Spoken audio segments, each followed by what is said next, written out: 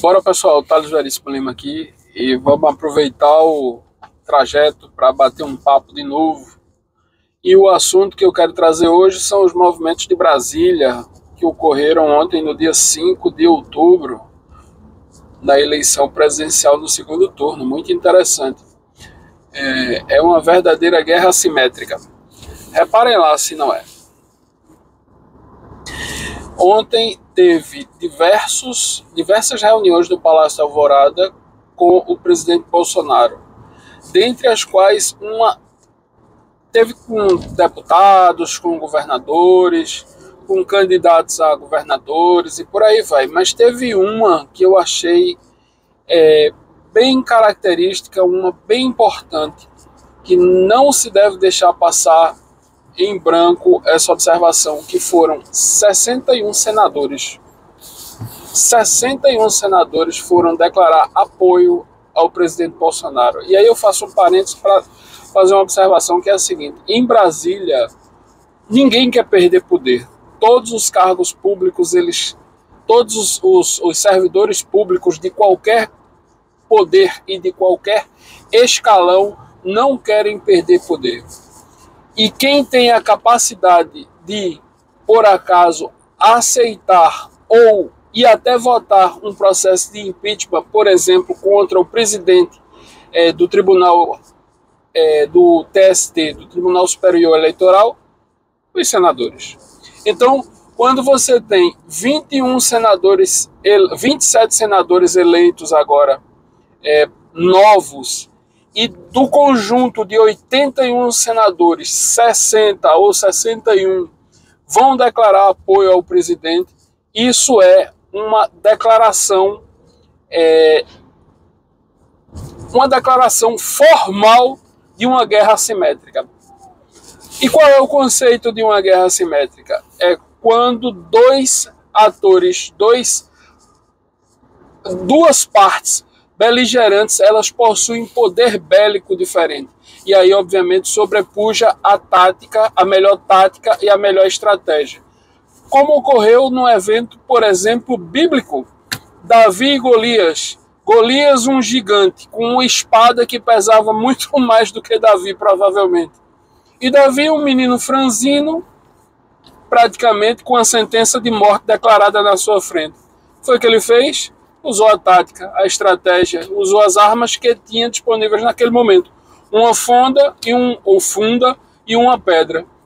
Muito habilmente acertou a testa do gigante e o gigante, que era o favorito, sucumbiu. Então, em Brasília, ninguém quer perder poder. Nem mesmo quem estava disposto a apostar em determinado candidato. Eu tenho certeza que nesse segundo turno, com a imagem da degola sendo apresentada, que por meio de 61 senadores apoiando declaradamente apoio ao presidente Bolsonaro, eu tenho certeza que ninguém vai querer colocar o seu cargo, talvez, à disposição por uma possível suspeição em uma apuração e por meio de uma eleição que não seja bem esclarecida, ou que haja suspeição por conta da população, como houve, por exemplo, agora no primeiro turno.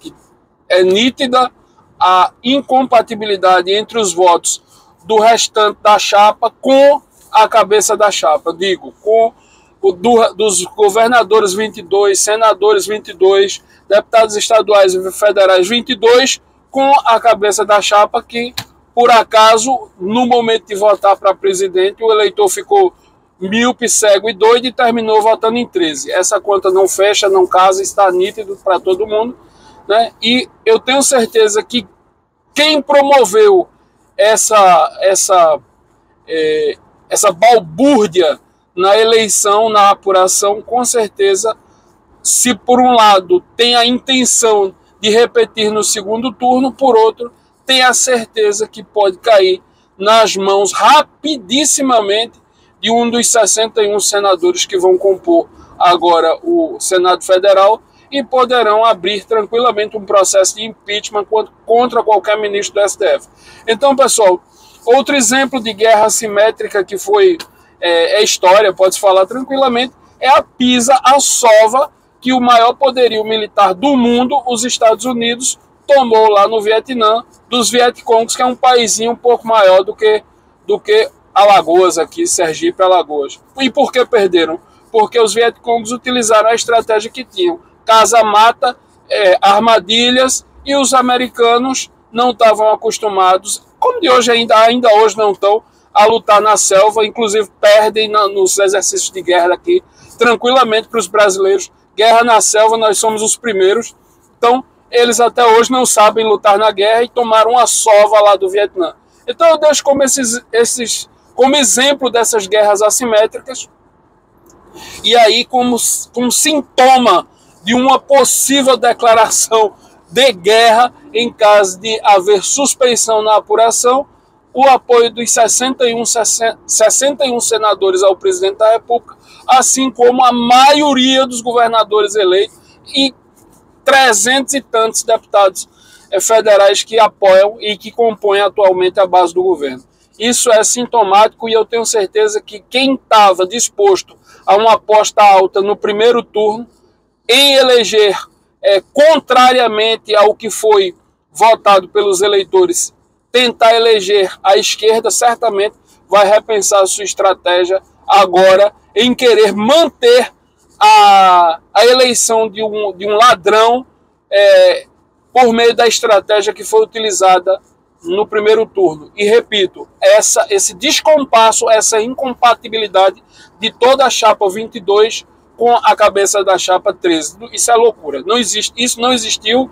Todo mundo sabe que há flagrante fraude aí e que deve ser apurada. Então, certamente, o apurador, o contador desses votos, provavelmente vai repensar bastante se quer colocar o próprio cargo vitalício dele em risco para defender uma possível eleição fraudulenta de um corrupto. Pessoal, era só esse aspecto que eu queria trazer aí para a gente pensar agora, começar a pensar durante o dia. Há, de fato, uma guerra deflagrada em Brasília, conflagrada entre apoiadores do presidente, que são muitos e importantes, contra a vontade espúria de se querer eleger fraudulentamente um candidato esquerdista. Isso, com certeza, esses pesos, com certeza, serão colocados na balança. Um abraço, tchau!